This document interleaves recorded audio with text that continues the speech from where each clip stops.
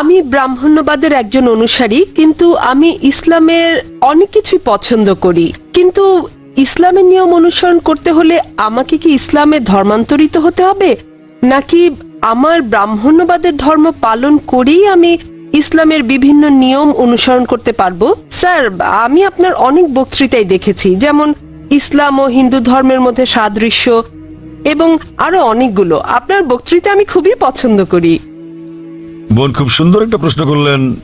তিনি বললেন যে তিনি ব্রাহ্মণিজমের একজন একনিষ্ঠ অনুসারী, কিন্তু তিনি ইসলামের বিভিন্ন বিষয় পছন্দ করেন। তার প্রশ্ন হচ্ছে যে তিনি কি ইসলামের এই সব বিষয় অনুসরণ করতে পারেন এবং একই সাথে তারা ব্রাহ্মণিজমে চর্চা করতে পারেন। তিনি আমার অনেক লেকচার দেখেছেন এবং অনেকটা পছন্দ করেন।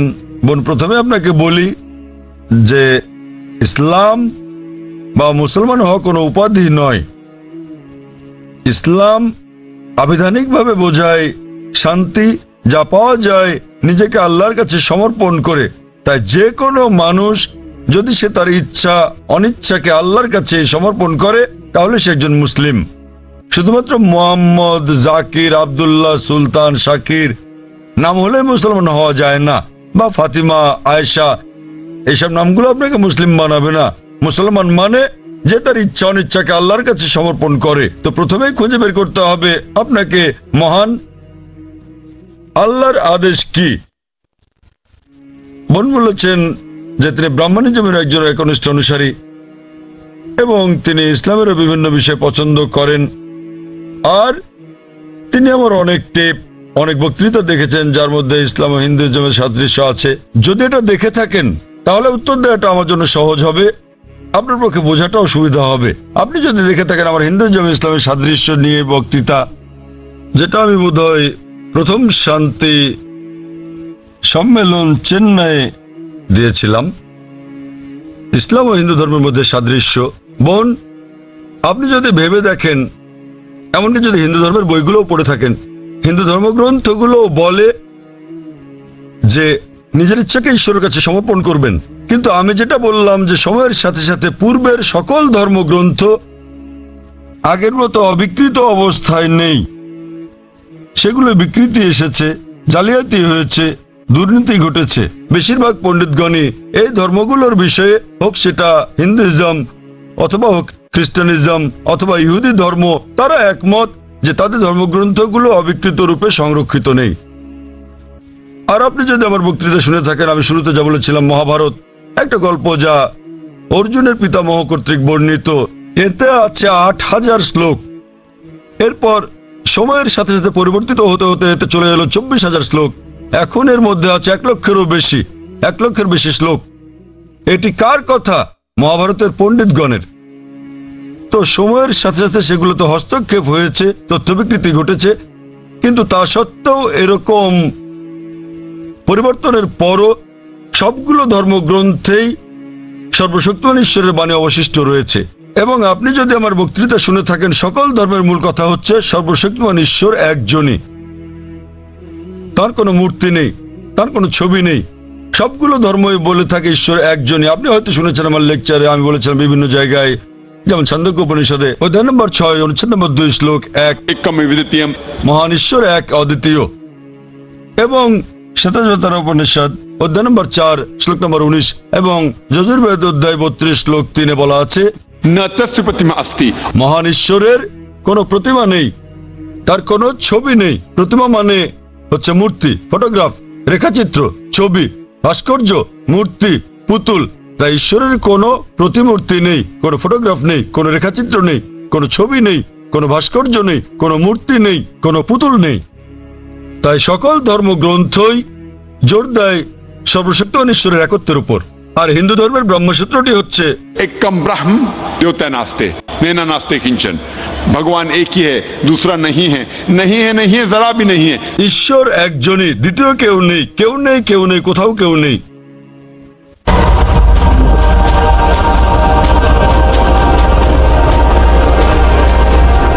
এবার আসি মূল প্রশ্নে, যা হলো একজন কট্টর ব্রাহ্মণ হয়েও আপনি ইসলামের শিক্ষা অনুসরণ করতে পারবেন কিনা।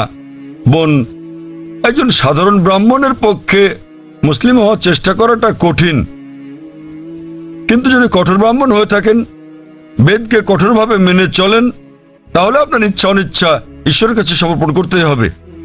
আপনি যদি সাধারণ ব্রাহ্মণ হয়ে থাকেন যে কিছু নিয়ম মানেন আবার কিছু মানেন না, তাহলে আপনার পক্ষে ঈশ্বরের কাছে নিজের ইচ্ছাকে সমর্পণ করা কঠিন হবে। কিন্তু যদি কঠোর ব্রাহ্মণ হয়ে থাকেন, বেদকে কঠোরভাবে মেনে চলেন, তাহলে আগে আমি যা বলেছি আপনাকে মানতেই হবে। 3টি পংক্তি আমি বলেছি যে আপনাকে এক ঈশ্বরে বিশ্বাস করতে হবে, আপনি মূর্তি পূজা করতে পারবেন না। আপনাকে বিশ্বাস করতে হবে যে ঈশ্বর এক, তার কোনো প্রতিচ্ছবি নেই, কোনো ফটোগ্রাফ নেই, কোনো মূর্তি নেই। এবং যদি আপনার ধর্মগ্রন্থগুলো পড়ে থাকেন, সেগুলোতে সর্বশেষ এবং চূড়ান্ত নবী মুহাম্মদ সাল্লাল্লাহু সাল্লামের আগমনের কথা উল্লেখ করা হয়েছে। আর আপনি যদি আমার বক্তৃতা ইসলাম ও হিন্দু ধর্মের মধ্যে সাদৃশ্য আর হিন্দু ধর্মে মোহাম্মদ সাল্লাল্লাহু সাল্লাম এই দুটো দেখে থাকেন, আমি বিস্তারিত আলোচনা করেছি যে নবী মুহাম্মদ সাল্লাল্লাহু সাল্লামের কথা আপনাদের ধর্মগ্রন্থে আছে। তাই যদি আপনি খারাপ ব্রাহ্মণ হয়ে থাকেন, তাহলে আপনার এটা বিশ্বাস না করার কোনো সুযোগ নেই যে ঈশ্বর এক, তার কোনো চিত্র নেই, কোনো মূর্তি নেই। এবং আপনাকে এটা বিশ্বাস করতে হবে যে মহান ঈশ্বরের সর্বশেষ দূত, সর্বশেষ বার্তাবাহক কল্কি অবতার হচ্ছেন নবী মুহাম্মদ সাল্লাল্লাহু সাল্লাম। কিন্তু যখন আপনার ধর্মগ্রন্থ বলে যে আপনাকে কল্কি অবতার চূড়ান্ত দূতকে অনুসরণ করতে হবে, তো যখন আপনি এই দূত নবী মুহাম্মদ সাল্লাল্লাহু আলাইহি ওয়াসাল্লামের বাণীগুলো পড়বেন, তখন আপনি দেখবেন যে এই কথাগুলো আপনার ধর্মগ্রন্থগুলোতে যা লেখা আছে তার সাথে মিলে যাচ্ছে। আবার একই সাথে দেখবেন এটা আপনার ধর্মগ্রন্থের অনেক কথার বিরুদ্ধে যাচ্ছে। তো এখন আমরা মনে করি যে কোরআন সর্বশক্তিমান আল্লাহর শেষ ও চূড়ান্ত নির্দেশনা, যা নাজিল করা হয়েছিল সর্বশেষ ও চূড়ান্ত নবী মুহাম্মদ সাল্লাল্লাহু আলাইহি সাল্লামের উপরে। এই কোরআন হলো ফুরকান, এটা হলো ন্যায় এবং অন্যায়ের পার্থক্যকারী। তাই কোরআনের সাথে যা যা মিলে যায়, সেটা যদি বাইবেলে উল্লেখ থাকে অথবা থাকে বেদে অথবা মহাভারতে অথবা রামায়ণে, নিশ্চিতভাবে আপনি ধরে নিতে পারেন যে তা হয়েছে সর্বশক্তিমান ঈশ্বরের ইচ্ছা ও আদেশ অনুসারেই। যদি সেটা বিরুদ্ধে যায়, আপনাকে মানতে হবে যে এটা হচ্ছে সর্বশক্তিমান ঈশ্বরের ইচ্ছা ও আদেশের বিপরীত। তাই আপনি যদি একনিষ্ঠ ব্রাহ্মণ হন, ব্রাহ্মণিজম চর্চা করে থাকেন, আপনাকে এক ঈশ্বরে বিশ্বাস করতে হবে, মূর্তি পূজার বিরোধিতা করতে হবে। আর আপনি যদি আমার সেই বক্তৃতা ইসলাম ও হিন্দু ধর্মের সাদৃশ্য শুনে থাকেন, সেখানে যা বলা হয়েছে আপনি যদি কমপক্ষে ইনশাআল্লাহ এগুলো আপনাকে জান্নাতে নেওয়ার জন্য যথেষ্ট হবে ইনশাআল্লাহ। তাই আপনি যদি আমার বক্তৃতা ইসলাম ও হিন্দু ধর্মের মধ্যে সাদৃশ্য শুনে থাকেন, সর্বশক্তিমান ঈশ্বরের একত্ববাদ সম্বন্ধে, নবী মুহাম্মদ সাল্লাল্লাহু আলাইহি সাল্লাম সম্বন্ধে, কিভাবে সালাত আদায় করা যায়, মদ খাওয়া যাবে না, শুকরের মাংস খাওয়া যাবে না, যা কোরআনের সাথে সাথে আপনাদের ধর্মগ্রন্থ বলা আছে,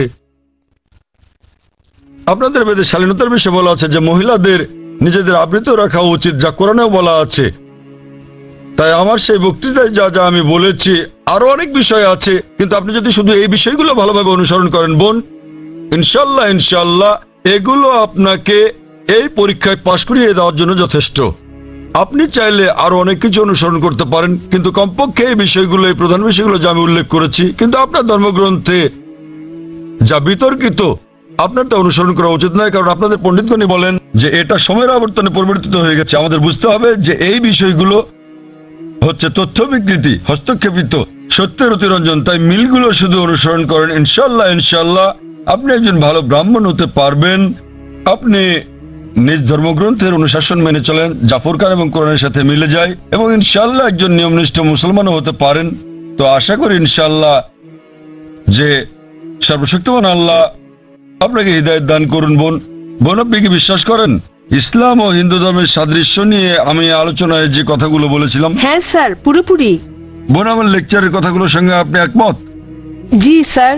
আপনি কি নিয়মগুলো মানতে রাজি আছেন? হ্যাঁ হ্যাঁ, রাজি আছি। তাহলে আপনি যেহেতু এগুলো মানতে রাজি আছেন, আমি যা বলেছি, সুতরাং আপনি প্রকৃতই নিজের ইচ্ছা অনিচ্ছাকে আল্লাহর কাছে সমর্পণ করলেন। আরবিতে আপনি বলতে পারেন মুসলমান, বাংলায় বলতে পারেন আল্লাহর কাছে নিজের ইচ্ছাকে সমর্পণকারী। তো যদি একমত হন যে ধর্মগ্রন্থগুলোতে বলা আছে এক ঈশ্বরের উপাসনা করতে হবে, তিনি ছাড়া আর উপাস্য নেই, মূর্তি পূজা করা অন্যায়, আপনি যদি সর্বশেষ ও চূড়ান্ত নবী কল্কি অবতার মুহাম্মদ সাল্লাল্লাহু আলাইহি সাল্লাম এবং তার শিক্ষার উপর বিশ্বাস রাখেন, তাহলে আমার মতে, আমি যদি আরবিতে বলি, আমাকে বলতে হবে যে আপনি ইসলাম ধর্ম পালন করছেন এবং আপনি একজন মুসলিম।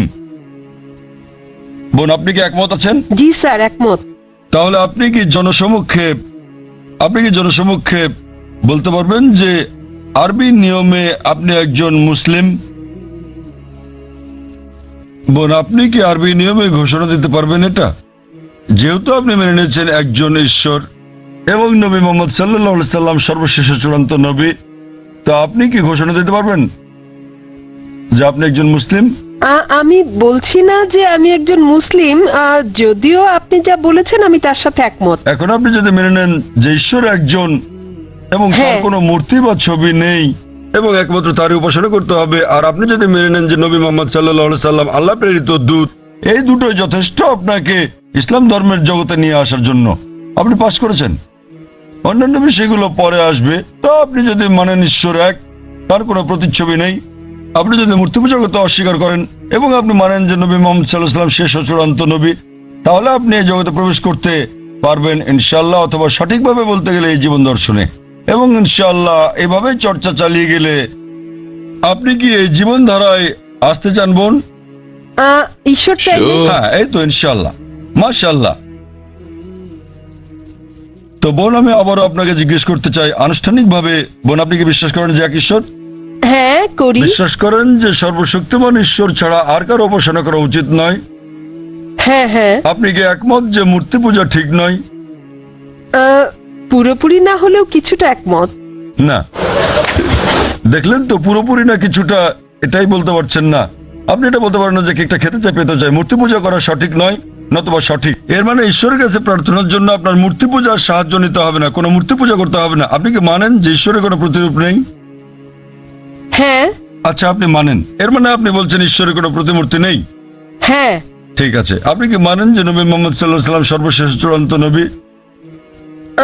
আমি আসলে এইটুকু পর্যন্ত ভালো করে জানি না, কিন্তু অন্যগুলো আপনি যা বলেছেন আমি মানছি, কিন্তু আমি আসলেই সর্বশেষ বিষয়গুলো জানি না। আপনি কি মানেন যে তিনি আল্লাহ প্রেরিত দূত? হ্যাঁ মানি। আপনি মানেন তিনি আল্লাহর দূত? হ্যাঁ। চমৎকার, চর্চাটাই আসল। একজন নির্ভেজাল মুসলিম হওয়া সহজ কথা নয়, আমরাও চেষ্টা করছি। তো বোন, আমি যদি বলি আপনি কি আমার সাথে কালিমায়ে শাহাদা পাঠ করবেন? আপনি কি শাহাদাত পাঠ করবেন, যা আসলে আরবিতে একটা ঘোষণা, ওই একই কথা যা আমি বলেছি যে আল্লাহ ছাড়া কোনো প্রভু নেই আর নবী মুহাম্মদ সাল্লাল্লাহু আলাইহি সাল্লাম তার দূত। আরবিতে এটা বলতে চান? হ্যাঁ স্যার, বেশ, অবশ্যই। আমি আরবিতে বলবো, আপনি আমার সাথে সাথে বলবেন, আর পরে এটার অনুবাদও বলবো। ঠিক আছে। अशहदु अशहदु अल्लाह अल्लाह इलाहा इलाहा इल्लल्लाह इल्लल्लाह व अशहदु व अशहदु अन्ना अन्ना मुहम्मदन मुहम्मदन अब्दुहु अब्दुहु व रसूलुहु। व रसूलुहु। আমি সাক্ষ্য দিচ্ছি, আমি সাক্ষ্য দিচ্ছি আমি সাক্ষ্য দিচ্ছি যে যে কোনো উপাস্য নেই কোনো উপাস্য নেই আল্লাহ ছাড়া, আল্লাহ ছাড়া, আর আমি সাক্ষ্য দিচ্ছি আর আমি সাক্ষ্য দিচ্ছি যে নবী মুহাম্মদ সাল্লাল্লাহু আলাইহি যে সাল্লাম নবী মুহাম্মদ সাল্লাল্লাহু আলাইহি সাল্লাম হলেন আল্লাহর বান্দা এবং রাসূল। বান্দা এবং রাসূল। মাশাআল্লাহ বোন, ধন্যবাদ। এখন আপনি একজন মুসলিম এবং আমি প্রার্থনা করছি যেন আল্লাহ সুবহানাহু ওয়া তাআলা আপনাকে পথ প্রদর্শন করেন। আর আমি চাই যে ইনশাআল্লাহ সকল ভাই বোনেরা যখনই কেউ ইসলাম গ্রহণ করবেন, আপনারা তাকে জ্ঞানের দিক থেকে সাহায্য করবেন, এভাবেই আপনারা সমাজ সেবা করতে পারেন।